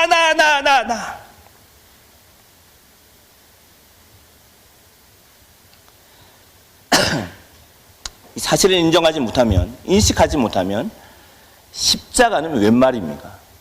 왜 우리에게 복음이 필요하겠어요? 그러나 여러분, 정직하기만 하면 우리는 직면할 수 있어요. 주여, 우리에게 정직한 영을 주십시오. 내가 얼마나 부패한 자인지, 내가 못되로부터 죄 중에 출생한 자입니다요. 주여, 내게 구원의 감격을 회복하여 달라고 고백하였던 시편 51편의 다윗의 고백은 저와 여러분들의 고백이 될 수 있습니다. 할렐루야. 네. 어려운 일이 아닙니다, 여러분. 주님께 정직한 영을 구하며 나아가는 거예요. 그래서 바울은요, 자기 인식의 변화를 경험해요. 나는 사도 중에 지극히 작은 자, 사도 중에 한 사람. 나는 그 다음에 성도 중에 한 사람. 마지막에 기록하였던 디모데 전후서에는 뭐라고 이야기합니까? 나는 죄인 중에 괴수라고. 여러분, 영어 성경에 보면요, 하나님의 구원받을 수 있는 자격에 해당하는 사람들을 순서대로 세워놓으면 70억 인구 중에 나는 그 마지막 70억 번째의 사람이 바로 나라는 표현이에요. 그 마지막 사람, 가장 자격 없는 사람이 바로 나라고 고백하는 거예요. 자격을 따지자면 나는 죄인 중에 최고입니다, 이런 뜻이에요. 찬송가 작사자들은요, 하나님의 은혜로 이 쓸데없는 자, 이렇게 고백합니다. 저는 이 찬양이 제게 감동이 되지 않은 모든 순간에 내가 어떻게 나를 인식하고 있냐면, 나는 쓸데있다고 생각하는 거예요. 내가 쓸데있다고 생각하기 때문에 이 찬양이 은혜가 안 되는 거예요. 언제 이 찬양, 이 은혜는 나에게 감격이 됩니까? 이 쓸데없는 자를 하나님 어떻게 구원해 주셨는지 알게 되어질 때 이 찬양은요, 전혀 다르게 와닿는 거예요. 만왕의 내 주께서 이 벌레 같은 날 위하여, 벌레 같이. 여러분, 이제 좀 있으면요, 곱둥이가 출몰하기 시작할 겁니다. 곱둥이 나왔나요? 야능의 특허 그 곤충이 있는데, 곱둥이라고 하는, 이상하게요, 그 스티로폼 사이에 곱둥이가 나오기 시작해요. 기대하십시오, 여러분. 곱둥이로 인하여 수많은 훈련생들이 내면 여행에 들어갔다는 사실을 저는 알고 있습니다. 왜 그렇게 벌레가 싫어요? 더럽기 때문이죠. 끔찍하고. 찬송가 작사자들은요, 이런 표현을 하는 걸 부끄러워하지 않았어요. 이 벌레 같은 날 위에 소망 없는 죄 찌들어버린 날 위해 예수님이 죽으셨다고 하는 게 찬송가의 노래들의 가사들이에요. 305장을 지은 존 뉴턴이라는 사람은 나이가 들어서 내 기억이 점점 가물가물해지고 기억이 사라지지만 이 두 가지 사실은 내가 너무너무 시간이 지날수록 더 선명해진다. 한 가지는 내가 하나님 앞에 얼마나 자격 없는 존재적인 죄인인지가 살아가면 살아갈수록 더 선명하게 내 마음 가운데 와 닿고, 두 번째는 이 지독한 죄인인 나를 어떤 은혜로 나를 구원하여 주셨는지 선명해진다고 그 고백하였던 것처럼. 그러나 이 이야기는요, 이런 의미는 아닙니다. 계속해서 죄의 열매가 많아지는 건 문제가 있어요. 계속 죄의 열매가 많아지기 때문에 내가 죄된 것으로 인식한다면 그분은 복음에 대한 이해함에 문제가 있어요. 죄의 열매는요, 점점 없어질 거예요. 없어지는 게 자연스러워요. 없어져야 돼요. 죄를 계속 지으라는 이야기가 아닙니다. 그럼에도 불구하고 이상하게도요, 복음학교 갈 때마다 죄인 나의 실존을 쓰는데 항목의 개수가 줄어들지를 않아. 시간이 좀 지나면 한 시간이 좀 남아야 될 거 아니야. 14년째 지금 선교사로 살아가고 있는데 한 시간이 좀 남아야 될 거 아니에요. 한 시간 동안 쓰라고 이야기하잖아요. 지금 제가 무슨 이야기 하는지 알고 계세요? 죄인 나의 실존을 쓰는 시간에 항목, 열매, 과정, 원인을 쓰잖아요. 근데 그 항목이 줄어들지가 않아요. 왜 그렇습니까? 죄에 대한 인식이 달라지는 거예요. 예전에는 그가 무도한 사회에서 있는 그런 음란하고 더러운 죄들을 지어서 내가 죄인인 줄 알았는데, 시간이 지나면 지날수록, 복음을 섬기면 섬길수록, 하나님을 알아가면 알아갈수록 내가 존재적인 죄인이라 사실을 알겠네. 죄의 본성, 본질, 내가 진짜 죄짜가지구나 라는 사실을 깨달아가기 시작하는 거예요. 그래서 바울은 로마서 1장 18절부터 3장 20절에 이르기까지 복음의 내용도 꺼내기 전에 바울은 단 한 가지의 목적으로 로마서를 기록하고 있습니다. 그것은 무엇이냐면, 넌 존재적인 죄인이고 너는 소망 없다. 율법 지키려고 해봤니? 내가 죽는 날까지 하늘을 우러러 한 점 부끄러워 먹기를 나는 입새에 이는 바람 소리에도 괴로워해야만 했다. 뭘 이야기해 주는 거예요? 모든 상황이, 모든 시간이, 모든 장소가 이야기해 주고 있다는 거예요. 넌 존재적인 죄인이라고. 너는 그렇게 살 수 없다고. 예레미야 13장 23절에 있는 말씀처럼, 너 알고 있니? 구스인이 검은 피부를 변하게 할 수 없는 것처럼, 표범이 그 반점을 없앨 수 없는 것처럼 너도 선을 행할 수가 없어. 이런 존재적인 죄인이라는 사실을 알아가게 되는 거죠. 그리고 3장 20절에 율법을 지키려고 한 자들은 모두 하나님의 심판 아래에 있고 사형에 해당한다고 3장 20절에 대법원 사형 판결을 한 후에 복음이 선포되는 것입니다. 그러나 이제는 율법 외에 한 의가 나타났으니 율법과 선지자들에게 증거를 받으신 믿음으로 말미암아 우리에게 의가 되시는 예수 그리스도가 우리의 의가 되시는 거예요. 할렐루야. 그러므로 우리에게는요, 복음이 무엇인지를 아는 일도 중요하지만 내가 죄인이라는 사실을 알기만 하면 돼요. 존 버년, 철로역정을 썼던 존 버년은 이렇게 이야기했습니다. 자기가 지옥에 갈 만한 죄인이라는 사실을 아는 사람이 지옥에 갈 수 있는 확률은 아주 적다. 다만 내가 천국에 갈 만한 자격이 있다고 생각하는 사람이 천국에 들어갈 수 있는 확률은 거의 없다. 내가 죄인이라는 사실만 알면 돼요. 그러면 십자가의 복음을 붙들게 되어 있어요. 할렐루야. 아멘. 자, 이렇게 소망 없는 인간의 타락, 그렇게 이상하게 지독하게 이스라엘의 모든 역사, 구약 39권의 이 엄청난 내용이 이스라엘의 완전한 실패를 보여주는데, 지독하게 하나님의 말씀에 순종하지 못하는 이 옛 생명을 보여주는 거예요. 얼마나 지독한지. 뭘로 망합니까? 우상숭배로 망해요. 결국 자아숭배로 망하게 되어지는 것이 이스라엘의 역사입니다. 그러나 하나님은 이스라엘 백성과 언약을 맺으십니다.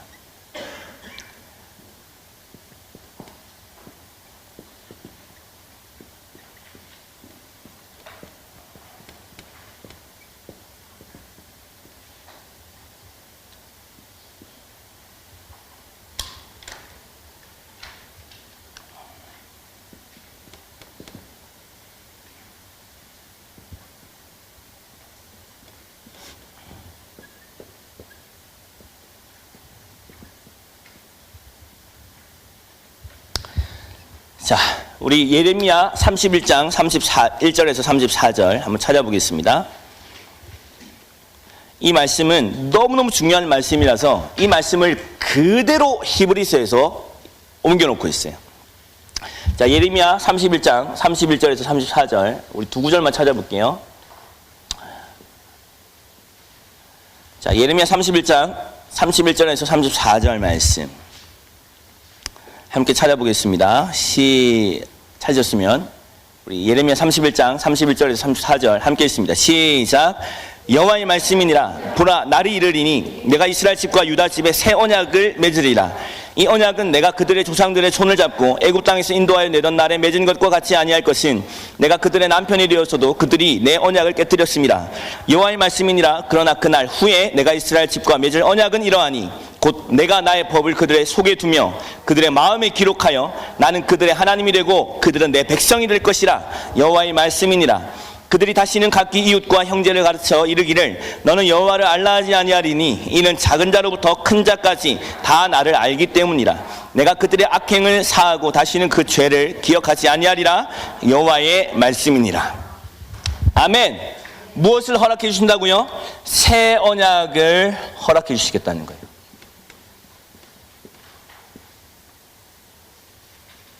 이 새 언약은 너희를 애굽 땅에서부터 건져내던 날에 그것과 같이 아니할 것이다. 그러니까 옛 언약이 있다는 거죠. 그 옛 언약은 율법입니다. 그 율법은 돌판에 새겨 있어서 눈으로 보고 있지만 그것을 존재적으로 지킬 수 없었던 법이었다면 이 새 언약은 다르다는 거예요. 어떻게 하겠다는 거예요? 그날 후에 나의 법을 너희의 마음 가운데 새길 것이다 라고 이야기합니다. 그리고 너희가 지금까지는 지킬 수 없었지, 우상 숭배하고 내 말을 눈으로 보고 있지만 지킬 수 없었지. 그러나 이제는 만약 새 언약이 이루어지면 나는 너희의 하나님이 되고 너는 나의 백성이 될 것이다. 순종하는 존재가 될 것이다 라고 주님이 약속해 주시는 거예요. 할렐루야. 자, 에스겔 36장만 찾아보겠습니다. 에스겔 36장.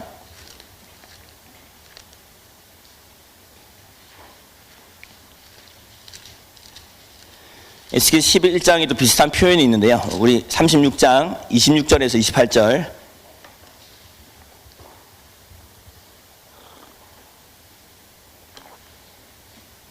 자, 에스겔 36장 26절에서 28절 말씀입니다. 시작.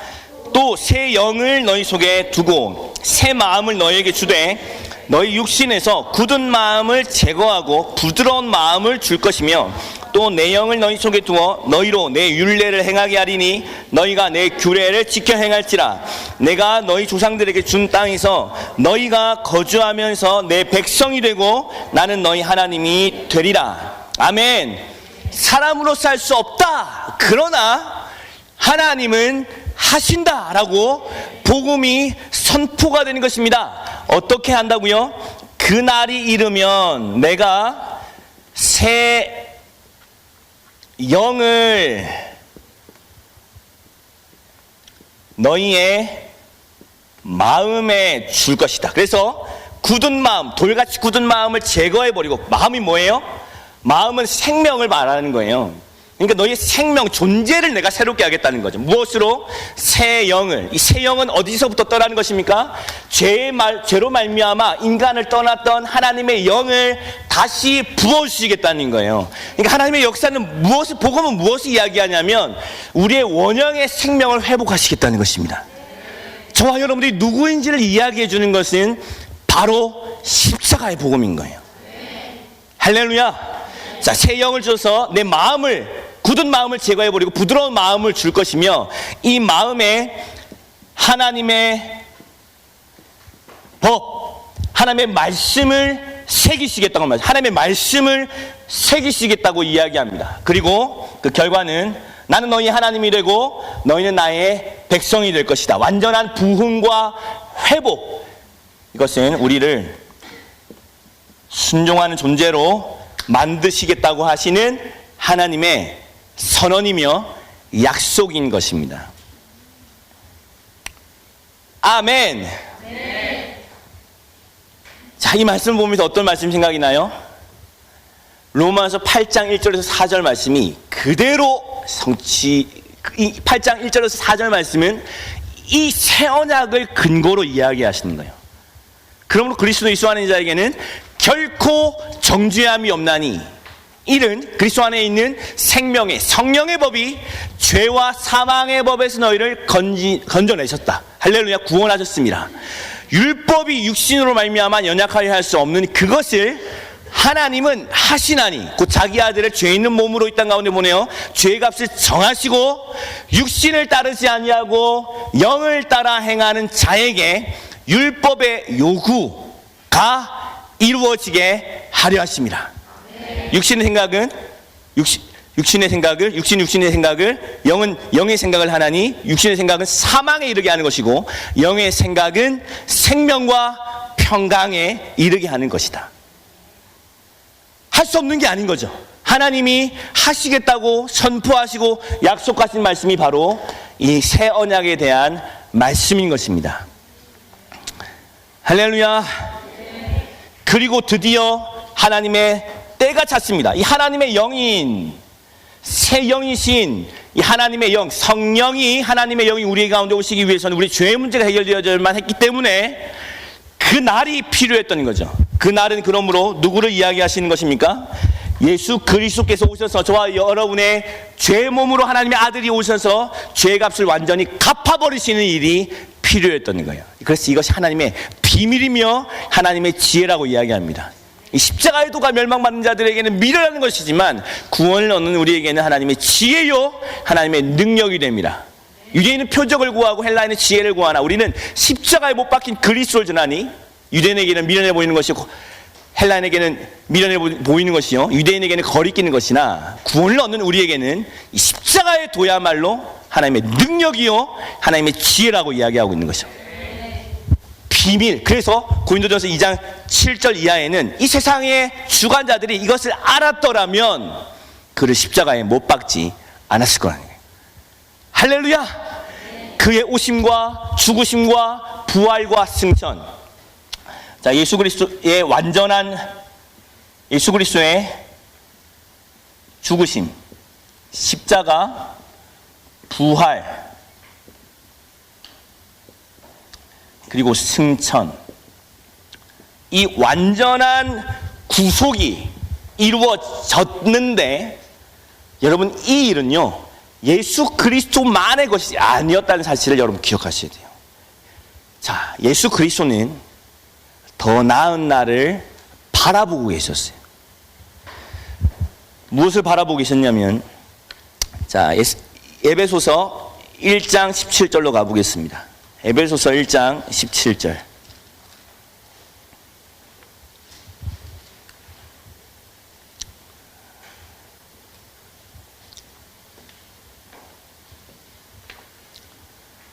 에베소서 1장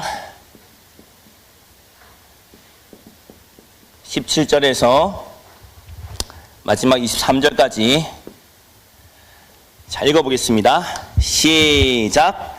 우리 주 예수 그리스도의 하나님 영광의 아버지께서 지혜와 계시의 영을 너희에게 주사 하나님을 알게 하시고 너희 마음의 눈을 밝히사 그의 부르심의 소망이 무엇이며 성도 안에서 그 기업의 영광의 풍성함이 무엇이며 그의 힘의 위력으로 역사하심을 따라 믿는 우리에게 베푸신 능력의 지극히 크심이 어떠한 것을 너희로 알게 하시기를 구하노라. 그의 능력이 그리스도 안에서 역사하사 죽은 자들 가운데서 다시 살리시고 하늘에서 자기의 오른편에 앉히사 모든 통치와 권세와 능력과 주권과 이 세상뿐 아니라 오는 세상에 일컫는 모든 이름 위에 뛰어나게 하시고 또 만물을 그의 발 아래 복종하게 하시고 그를 만물 위에 교회의 머리로 삼으셨느니라. 교회는 그의 몸이니 만물 안에서 만물을 충만하게 하시는 이의 충만함이니라. 할렐루야. 지혜와 계시의 영이신 성령을 우리에게 주시길 원한다. 왜? 하나님을 알게 해달라고. 그리고 우리의 부르심의 소망이 무엇인지를 알게 해달라고. 우리가 누구인지를 알게 해달라고. 우리가 성도라는 사실을. 그 성도 안에 그 기업의 영광의 풍성함이 어떤 것이며 그 힘의 위력으로 역사하심을 따라 믿는 우리에게 베푸신 그 능력의 지극히 크심이 어떠한 것을 너에게 알게 하시기를 내가 원한다. 그런데 그 힘이, 그 능력이 먼저는 예수 그리스도 안에서 역사하사 그를 죽은 자 가운데서 살리시고 일으키셔서 하늘 우편 보좌 우편에 앉히셨으니 모든 통치와 권세와 이 땅에 있는 모든 세상의 주관자들보다 이름을 뛰어나게 하시고. 지금 예수님 이야기하려고 하는 게 아니에요. 그를 만물을 충만케 하시는 이의 충만인 교회의 머리로 삼으셨다는 거예요.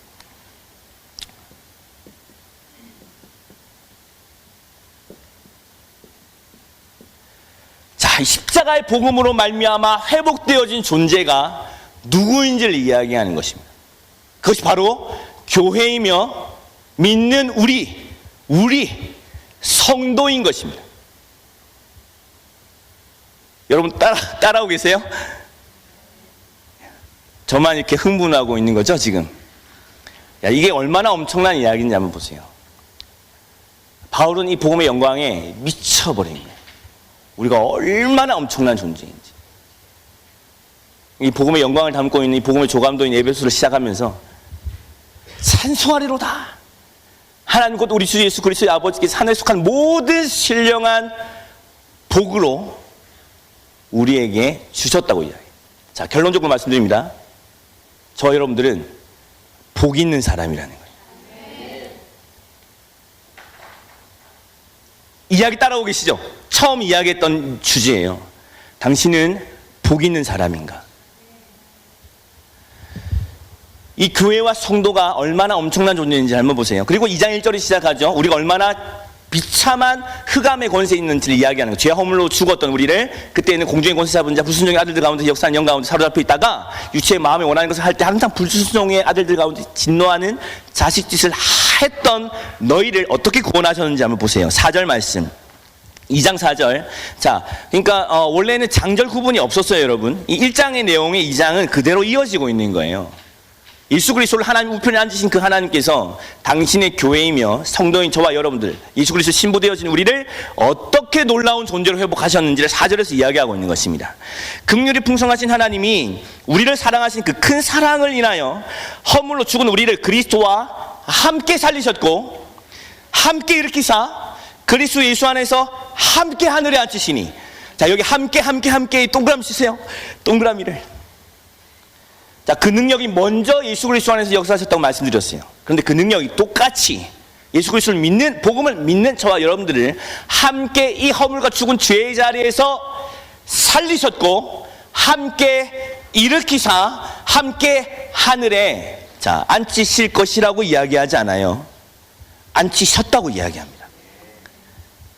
저와 여러분들은 하늘에 속한 신령한 존재들이라는 거예요. 자, 이것이 어떻게 설명이 되어질지는 잘 알지 못하겠지만 신비이며 비밀이라고 생각되어집니다. 그러나 성경은 분명히 그렇게 이야기하고 있어요. 함께 일으키사 그리스도 예수 안에서 함께 하늘에 앉히시니 이는 그리스도 예수 안에서 우리에게 자비하심으로써 그 은혜의 지극히 풍성함을 오늘 여러 세대에 나타내려 하림이라. 이 말씀을 3장 10절에 이렇게 이야기하죠.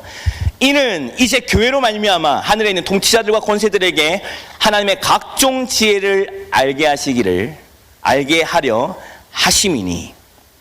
저와 여러분을 통해서 통치자들과 권세들에게 하나님의 지혜를 자랑하기 위하여 저와 여러분들을 교회로 삼으셨다는 것입니다. 할렐루야. 자, 골로새서 3장으로 가보세요. 골로새 3장 3절에 십자가의 복음에 대해서 이야기하죠. 너희가 죽었고 너희의 생명이 그리스도와 함께 하나님 안에 감추어져 있느니라. 3장 3절에 이렇게 이야기하고 있지만 그 후의 말씀을 한번 보세요. 골로새 3장 4절. 우리의 생명이, 한번 읽어볼까요? 3장 4절 시작. 우리의 생명이 그리스도께서 나타나실 그때에 너희도 그와 함께 영광 중에 나타나리라.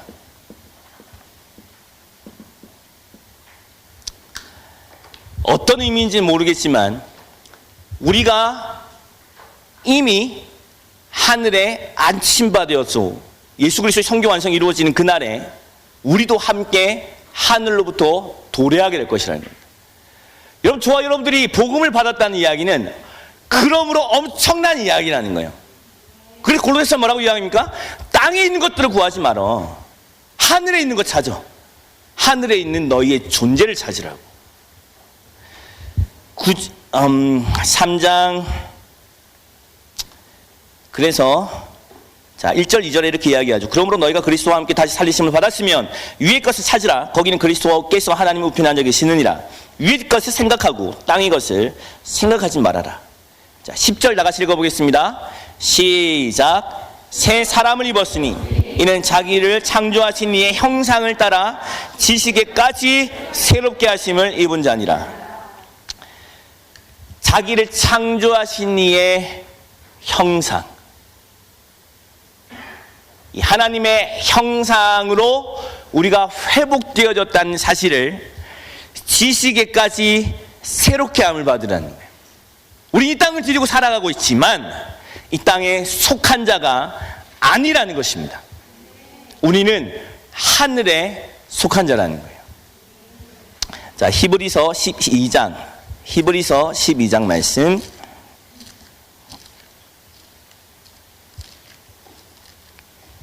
18절부터 29절 말씀.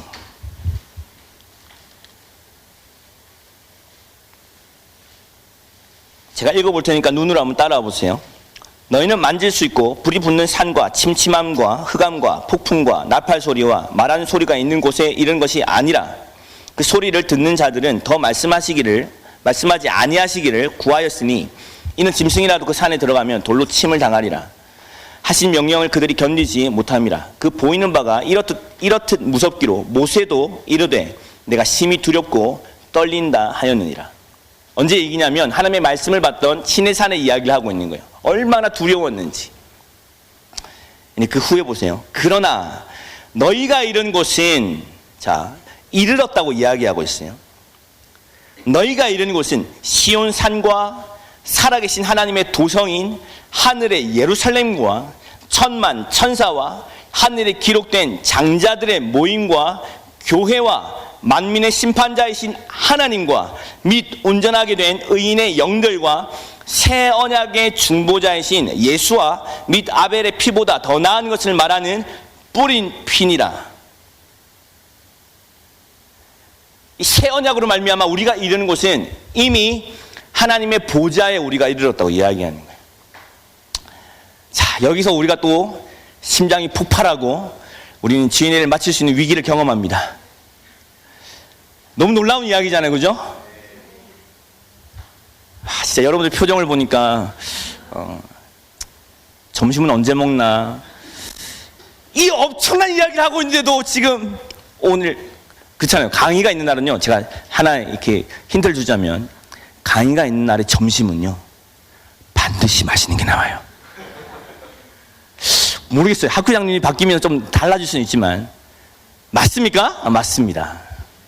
그러니까 이상하게 강의를 올 때만 느끼는 건 점심시간을 계속 기다린다는 느낌을 받는다는 거예요.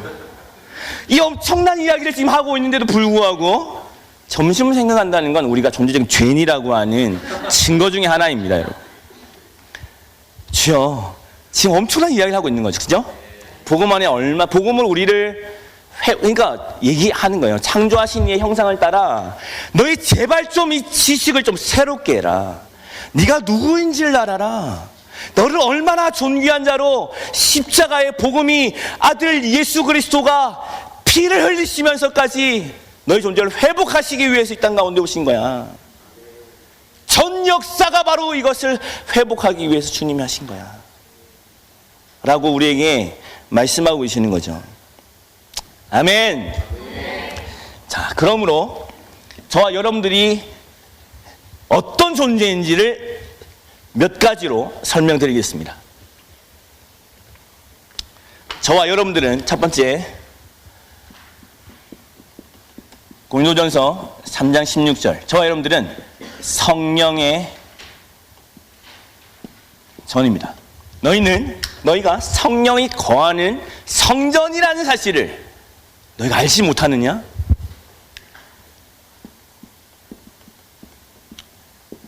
고린도후서 3장 6절,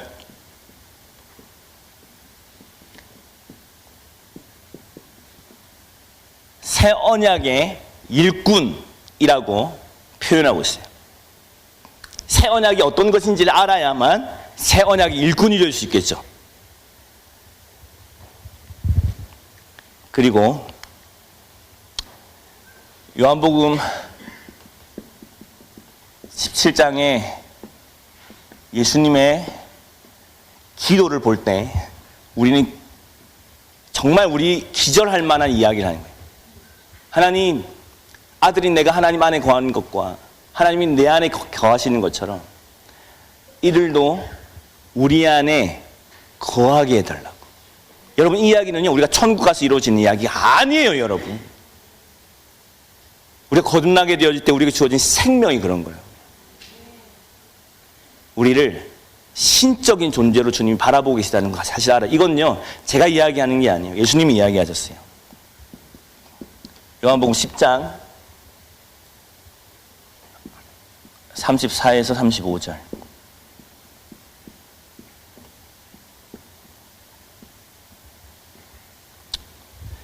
자, 근거 구절로 골로새서 2장 9절과 10절, 그리고 베드로후서 1장 3절에서 4절 말씀입니다. 우리 요한복음 10장만 한번 찾아볼게요. 요한복음 10장 34에서 35절입니다.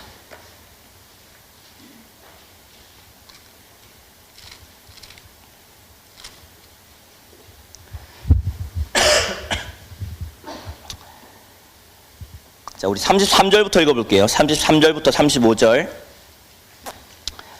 함께 읽겠습니다. 시작. 유대인들이 대답하되 선한 일로 말미암아 우리가 너를 돌로 치려는 것이 아니라 신성 모독으로 인함이니 내가 사람이 되어 자칭 하나님이라 함이로라. 예수께서 이르시되 너희 율법에 기록된 바 내가 너희를 신이라 하였노라 하지 아니하였느냐. 성경은 패하지 못하나니 하나님의 말씀을 받은 사람들을 신이라 하셨거든. 하나님의 아들이라고 이야기하는 예수님을 돌로 치려 하자. 너희가 율법을 읽어보지 못했니? 이건 시편 8편 5절에 있는 다윗의 시편을 예수님이 인용하시는 거예요. 시편 8편 5절에 있는 말씀을. 하나님의 말씀을 받은 자들을 신이라고 한다는 거죠. 제 이야기가 아니라, 자, 보세요. 저는 지금 묵상에 대해서 이야기하고 싶은 거예요. 묵상은 여러분 의무가 아니에요. 묵상은요, 특권입니다. 우리가 하나님의 말씀을 받는다는 건, 날마다 그런 거예요. 날마다 우리가 하나님의 말씀을 받았다는 건 저와 여러분들이 거듭났다는 증거이며, 새 언약의 일꾼이라는 증거이며, 새 언약이 저와 여러분들에게 성취가 되었다는 것의 증거입니다. 하나님의 말씀을 받고 있다는 것은 우리가 이미 하나님과의 연합 가운데 들어가 있는 놀라운 신적 존재로서 하나님의 형상으로, 생명으로 회복되었다는 것을 의미하는 거예요. 그러니까 말씀이 달콤하게 느껴지는 거예요. 여러분, 죄인들과 악인들과 오만한 자는요, 그렇지 않다니까요. 말씀을 읽을수록 심판의 느낌이 와요. 그렇지만 새 언약의 복음을 받고 내 영혼에 성령이 거하는 성년이 되어진 사람은 하나님의 말씀을 받을 때마다 내가 얼마나 위대한 하나님의 부르심을 받은 자인지를 깨닫게 되는 거예요. 그리고 하루를 말씀과 연합되어진 자로 살게 되는 거죠. 요한복음 1장 14절에 있는 말씀처럼 말씀이 육체가 되어 오신 예수 그리스도께서 저와 여러분들 안에 사시잖아요. 우리 예수 생명이잖아요. 우리는 말씀이 육체가 되어 사는 거예요. 순종이 어렵습니까? 아니요. 순종이 전혀 어렵잖아요. 왜? 하나님의 말씀이 내 생명이 되니까. 내 마음 가운데 새겨진 거니까. 말씀 이꼴 내가 되는 거니까 사람들은 걸어다니는 말씀을 보게 되는 거예요. 이것이 저와 여러분들이, 그래서 골로새서 2장 9절에는 제가 읽어드릴게요. 골로새서 2장 9절에는 뭐라고 표현하고 있냐면, 그 안에 신성의 모든 충만이 육체로 거하시고, 누구 얘기예요? 예수님 얘기예요. 그 안에는, 예수님의 육체 가운데는 신성의 충만함이, 모든 충만이 있대요. 그런데 10절에 너희도 그 안에서 충만하여졌으니, 예수님 안에 있는 모든 신성의 충만함이 우리 안에서 충만하여졌다는 거예요. 그래서 만물을 충만케 하시는 이의 충만이 바로 저와 여러분들 교회라는 것입니다. 할렐루야. 그리고 베드로 후서 1장을 보면 그의 신기한 능력으로 생명과 경건에 속한 모든 것을 우리에게 주셨으니 이는 자기의 영광으로 덕으로서 우리를 부르신 이를 알므로 말미암음이라. 이로써 그 보배롭고 지극히 큰 약속을 우리에게 주사 이 약속으로 말미암아 너희가 정욕 때문에 세상에서 썩어질 것을 피하여 신성한 성품에 참여하는 자가 되게 하려 하셨느니라. 이것도 복음 안에서 우리가 달려가야 할, 우리가 취득해야 할, 애써야 할 이야기가 아니라 복음 안에 이미 담겨 있는 이야기라는 것입니다. 복음을 받을 때에 저와 여러분들의 신분과 자격, 존재, 생명, 이 모든 것이 바뀐 것입니다. 그래서 묵상이라고 하는 것은 빙산의 일각이라고 말씀드렸던 거예요. 이 엄청난 존재가 복음 안에서 발견되어야만 우리가 하나님의 말씀을 받는다는 것이 무엇을 의미하는지 알게 되는 거예요. 할렐루야. 아멘.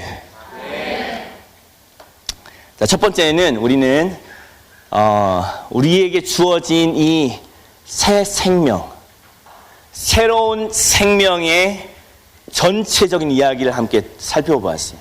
우리가 얼마나 존재적으로, 그러니까 저와 여러분들이면요, 주님이 하셔야 하지만 역사가 바뀔 수 있어요. 민족의 운명을 바꿀 수 있어요. 12명으로 전 인류 역사를 바꾸셨던 것처럼. 저 여러분들은 참 존귀한 자들이십니다. 우리 때문이 아니라 예수 그리스도 그 영광스러운 복음 때문입니다. 이 세상 신이 우리 이 복음의 광채로부터 노출되지 않도록 우리를 막아서고 있지만 그리스도의 복음의 광채가 우리 심령 가운데 비추게 되어질 때 우리는 비록 질그릇이지만 우리 안에 있는 보배이신 예수 그리스도와 그분의 생명이 하나님의 때에 빛을 발하며 열방의 소망으로 일어나게 될 것입니다. 할렐루야. 자, 우리 옆에 있는 분들께 이렇게 인사하십시다. 당신은 하나님의 형상입니다. 아멘. 우리 식사하시고 오후에 다시 만나 뵙도록 하겠습니다.